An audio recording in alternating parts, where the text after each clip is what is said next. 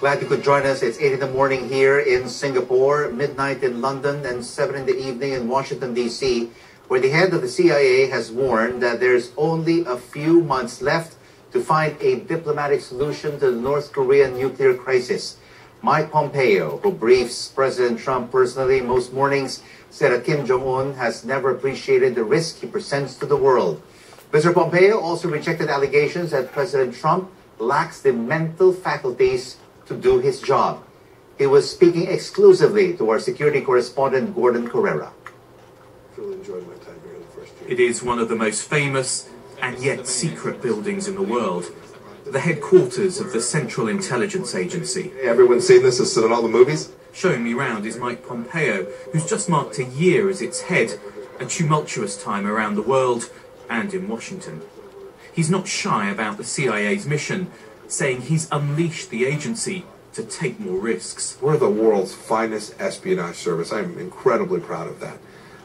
We're going to go out there and do our damnedest to steal secrets on behalf of the American people.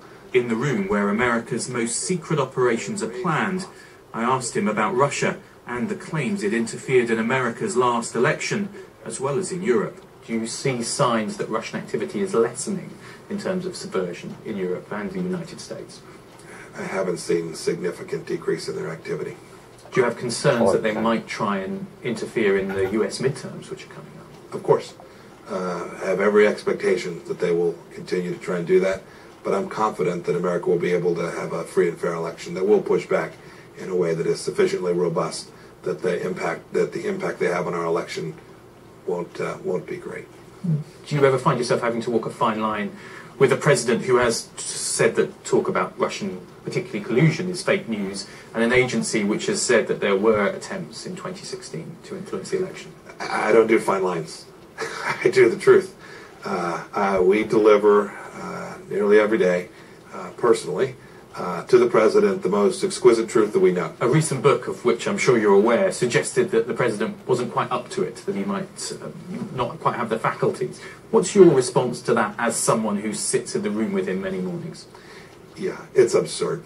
The claim that the president isn't engaged and doesn't have a grasp on these important issues is dangerous and false, and it saddens me that someone would have taken the time to write such a dribble.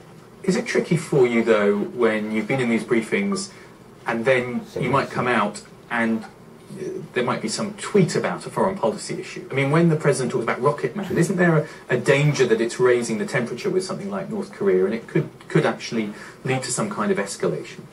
Kim Jong-un has never appreciated the risk that he presents to the world in the way that he does today.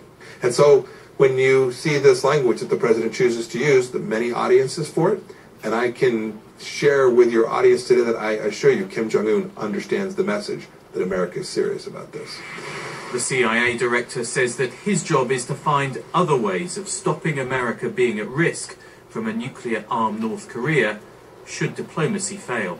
Are there options that are available, do you think, that are short of all-out war? Because a lot of people think that that option would cause massive destruction and loss of life. Well, they're right about that. There is a set of military tasks that might have to be undertaken, and they would, in fact, cause enormous damage, and our president and our senior leaders are very mindful of that. How much time do you think there is? Because in the past, I think people have talked about it being an imminent threat. We talk about him having the ability to deliver a nuclear weapon to the United States in a matter of a handful of months.